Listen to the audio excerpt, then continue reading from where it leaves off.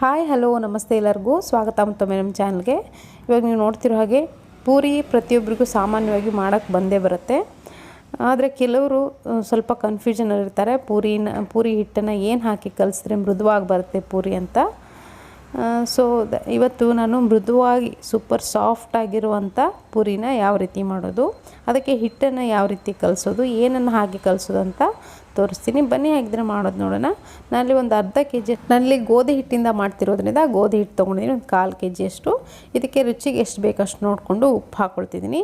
ಹಾಗೆ 1 ಟೀ ಸ್ಪೂನಷ್ಟು ಆಗುವಷ್ಟು ಎಣ್ಣೆ ಹಾಕ್ಕೊಳ್ತಿದ್ದೀನಿ, ಹಸಿ ಎಣ್ಣೆ ಹಾಕ್ಕೊಳ್ತಿದ್ದೀನಿ. ಹಾಗೆ 1 ಟೇಬಲ್ ಸ್ಪೂನ್ ಆಗೋಷ್ಟು ಕಡಲೆ ಹಿಟ್ಟು, ಅಂದರೆ ಬೇಸನ್ ಅಂತ ಹೇಳ್ತೀವಿ, ಹಸಿ ಕಡಲೆ ಹಿಟ್ಟು, ಅದನ್ನು ಹಾಕ್ಕೊಳ್ತಿದ್ದೀನಿ. ಇದೆಲ್ಲದನ್ನು ಸ್ವಲ್ಪ ಚೆನ್ನಾಗಿ ಹಿಟ್ಟಿನ ಜೊತೆ ಬೇರೆಯವರೆಗೂ ಮಿಕ್ಸ್ ಮಾಡ್ಕೊಳ್ಳಿ ಕೈಯಿಂದ. ಈ ಥರ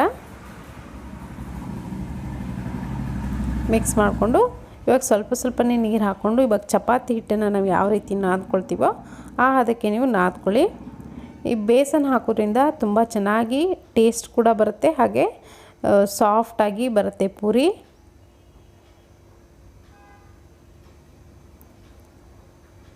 ಸುಮಾರು ಜನ ಪೂರಿ ಬಿಸಿ ಬಿಸಿಯಾಗಿ ತಿನ್ನೋಕ್ಕಾಗಲ್ಲ, ಹಿಟ್ಟು ಕೂಡ ತಿನ್ಬೋದು.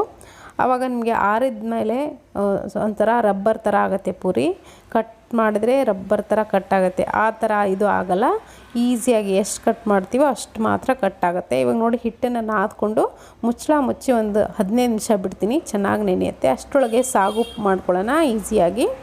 ಯಾವ ರೀತಿ ಸಾಗು ಟೇಸ್ಟಿಯಾಗಿ ಮಾಡ್ಕೊಳ್ಳೋದು ಅಂತ, ಒಂದು ಕುಕ್ಕರ್ನ ಬಿಸಿ ಇಟ್ಕೊಂಡಿದ್ದೆ, 2 ಟೇಬಲ್ ಸ್ಪೂನಷ್ಟು ಎಣ್ಣೆ ಹಾಕ್ಕೊಂಡಿದ್ದೀನಿ. ಇದಕ್ಕೆ ಒಂದು ಅರ್ಧ ಗೆಡ್ಡೆ ಬೆಳ್ಳುಳ್ಳಿನ ಸಿಪ್ಪೆ ತೆಗೆದು ನಾನು ಹಾಕ್ಕೊಂಡಿದ್ದೀನಿ. ಜಜ್ಜಿ ಕೂಡ ಹಾಕ್ಕೊಳ್ಬೋದು, ಫ್ಲೇವರ್ ಚೆನ್ನಾಗಿ ಬರುತ್ತೆ. ಸಾಸಿವೆ ಜೀರಿಗೆ ಹಾಕ್ಕೊಂಡಿದ್ದೀನಿ, ಹಾಗೆ ಕರಿಬೇವಿನ ಸೊಪ್ಪು. ಈ ಸಾಗು ತುಂಬ ಚೆನ್ನಾಗಿರುತ್ತೆ ಟೇಸ್ಟು. ನೀವು ಕೂಡ ಒಂದ್ಸರಿ ಖಂಡಿತವಾಗ್ಲೂ ಈ ಥರ ಸಾಗು ಮಾಡ್ಕೊಳ್ಳಿ ಪೂರಿ ಜೊತೆಗೆ. ನಾನಲ್ಲಿ 1 ಮೀಡಿಯಮ್ ಸೈಜ್ ಈರುಳ್ಳಿ, ಹಾಗೆ 4 ಹಸಿಮೆಣಸಿನ್ಕಾಯನ್ನ ಉದ್ದುದ್ದಕ್ಕೆ ಕಟ್ ಮಾಡಿ ಹಾಕ್ಕೊಂಡಿದ್ದೀನಿ. ಇದನ್ನು ಒಂದು ಸ್ವಲ್ಪ ಚೆನ್ನಾಗಿ ಎಣ್ಣೆಯಲ್ಲಿ ಫ್ರೈ ಮಾಡ್ಕೊಳ್ಳಿ, ಮೀಡಿಯಮ್ ಫ್ಲೇಮ್ಲಿಟ್ಟು. ಈರುಳ್ಳಿ ಚೆನ್ನಾಗಿ ಬೇಯಬೇಕು, ಅಲ್ಲಿವರೆಗೂ ಫ್ರೈ ಮಾಡ್ಕೊಳ್ಳಿ. ಇವಾಗ ಉಪ್ಪು ಹಾಕ್ಕೊಳ್ತಿದ್ದೀನಿ, ರುಚಿಗೆ ಎಷ್ಟು ಬೇಕಷ್ಟು ನೋಡಿಕೊಂಡು ಉಪ್ಪು. ಅರಿಶಿನ ಪುಡಿ ಒಂದು ಅರ್ಧ ಟೀ ಸ್ಪೂನಷ್ಟು ಹಾಕ್ಕೊಂಡಿದ್ದೀನಿ. ತುಂಬ ಚೆನ್ನಾಗಾಗುತ್ತೆ, ಕ್ವಿಕ್ಕಾಗಿ ಮಾಡ್ಬೋದು ನೀವು ಇದನ್ನು, ಈ ಪೂರಿ ಸಾಗುನ. ನಾನಲ್ಲಿ ಒಂದು ಆಲೂಗಡ್ಡೆನ, ದೊಡ್ಡ ಗಾತ್ರದ ಆಲೂಗಡ್ಡೆನ ಈ ಥರ ಕ್ಯೂಬ್ಸಾಗಿ ಕಟ್ ಮಾಡಿಕೊಂಡು ಹಾಕ್ಕೊಂಡಿದ್ದೀನಿ. ಇವಾಗ ಕಡಲೆಬೇಳೆನ ನೆನೆಸಿಟ್ಟಿದ್ದೀನಿ, ಒಂದು 15 ನಿಮಿಷ ನೆನೆಸಿಟ್ರೆ ಸಾಕು. ನೀವು ಹಿಟ್ಟನ್ನ ಅಷ್ಟರೊಳಗೆ ಈ ಕಡಲೆಬೇಳೆ ನೆನೆದಿರುತ್ತೆ. ಒಂದು 15-20 ನಿಮಿಷ ಚೆನ್ನಾಗಿ ಬಿಸಿನೀರಲ್ಲಿ ನೆನೆಸಿದ್ರಂತೂ ಬೇಗನೆ ಬೇಯುತ್ತೆ. 1 ಕಪ್ಪಷ್ಟು ಕಡಲೆಬೇಳೆನ ಹಾಕ್ಕೊಂಡಿದ್ದೀನಿ, ನೆನೆಸಿರುವಂಥದ್ದು. ಒಂದ್ಸರಿ ಇದನ್ನು ಚೆನ್ನಾಗಿ ಮಿಕ್ಸ್ ಮಾಡಿಕೊಂಡು ಇದಕ್ಕೆ ನಾನು ಹುಣಸೆ ಹಣ್ಣಿನ ರಸ ಹಾಕ್ಕೊಳ್ತಿದ್ದೀನಿ. ಇದನ್ನು ಹಾಕೋದ್ರಿಂದ ತುಂಬ ಚೆನ್ನಾಗಿ ಟೇಸ್ಟ್ ಬರುತ್ತೆ, ಹುಣಸೆ ರಸ ಹಾಕೋದ್ರಿಂದ. 1 ನಿಂಬೆಹಣ್ಣು ಗಾತ್ರದ ಹುಣಸೆ ಹಣ್ಣನ್ನು ನೆನೆಸಿಟ್ಟು ಅದನ್ನು ಹಾಕ್ಕೊಂಡಿದ್ದೀನಿ. ಅದೇ ಕಪ್ಪಿನ ಒಂದು ಅರ್ಧ ಕಪ್ ಆಗೋಷ್ಟು ನೀರು ಕೂಡ ಇದಕ್ಕೆ ಸೇರಿಸ್ಕೊಳ್ತೀನಿ. ನಿಮಗೆ ಹುಣಸೆ ಹಣ್ಣು ಇಷ್ಟ ಇಲ್ಲ ಅಂದರೆ ಇದಕ್ಕೆ ನೀವು ಟೊಮೆಟೊ ಕೂಡ ಹಾಕ್ಕೊಳ್ಬೋದು, 1-2 ಟೊಮೆಟೊ ಕಟ್ ಮಾಡಿ ಹಾಕ್ಕೊಳ್ಬೋದು. ಇವಾಗ ಒಂದು 2-4 ವಿಜಲ್ ಕೂಗಿಸಿದ್ರೆ ನೋಡಿ, ಇವಾಗ ಸಾಗು ರೆಡಿ ಆಗುತ್ತೆ. ನಾವು ಬೇಳೆನ ನೆನೆಸಿರೋದ್ರಿಂದ ಜಾಸ್ತಿ ಸಮಯ ತೊಗೊಳ್ಳಲ್ಲ, ಒಂದು 3-4 ವಿಜಲ್ ಕೂಗಿಸಿದ್ರೆ ಸಾಕಾಗುತ್ತೆ. ಸಾಗು ಕೂಡ ಇವಾಗ ರೆಡಿಯಾಗಿದೆ.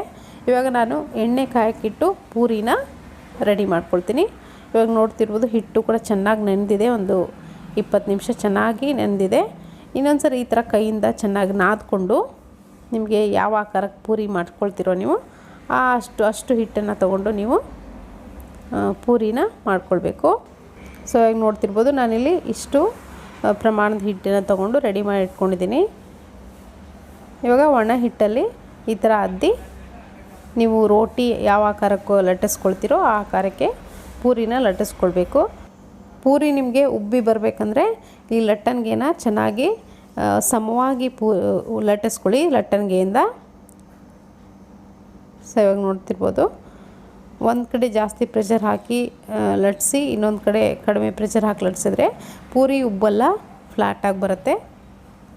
ಸ್ವಲ್ಪ ದಪ್ಪವಾಗೇ ಲಟ್ಟಿಸ್ಕೊಳ್ಬೇಕು. ಸೊ ಇವಾಗ ನೋಡ್ತಿರ್ಬೋದು ಎಣ್ಣೆ ಕೂಡ ಕಾಯ್ದಿದೆ. ಇವಾಗ ಪೂರಿನ ಹಾಕ್ಕೊಂಡು ಚೆನ್ನಾಗಿ ಫ್ರೈ ಮಾಡಿಕೊಂಡು ಈ ಥರ ಒತ್ತಿ ಕರಿಬೇಕು ಪೂರಿನ, ಆವಾಗ ಚೆನ್ನಾಗಿ ಉಬ್ಕೊಳ್ಳುತ್ತೆ. ಸೊ ಕೆಲವರು ಮೈದಾ ಹಿಟ್ಟಿಂದನೂ ಪೂರಿನ ಮಾಡ್ತಿರ್ತಾರೆ, ಸೊ ಮೈದಾ ಹಿಟ್ಟನ್ನು ಸೇಮ್ ಪ್ರೊಸೀಜರ್ ಅದಕ್ಕೂ ಕೂಡ ಸ್ವಲ್ಪ ಕಡಲೆ ಹಿಟ್ಟನ್ನು ಸೇರಿಸ್ಕೊಂಡ್ರೆ ತುಂಬ ಚೆನ್ನಾಗಿ ಸಾಫ್ಟಾಗಿ ಬರುತ್ತೆ. ಇವಾಗ ನೋಡ್ತಿರ್ಬೋದು ಪೂರಿ ರೆಡಿಯಾಗಿದೆ. ನಿಮಗೆ ಈ ಪೂರಿ ರೆಸಿಪಿ ಹೇಗೆ ಅನಿಸ್ತು ಕಮೆಂಟ್ ಬಾಕ್ಸ್ನಲ್ಲಿ ಬರ್ತಿಳಿಸಿ. ಇವತ್ತಿನ ಈ ರೆಸಿಪಿ ನಿಮಗೆ ಇಷ್ಟ ಆಗಿದೆ ಅಂದ್ಕೊಳ್ತೀನಿ. ಇಷ್ಟ ಆಗಿದರೆ ಒಂದು ಲೈಕ್ ಒತ್ತೋದನ್ನು ಮರಿಬೇಡಿ. Thank you.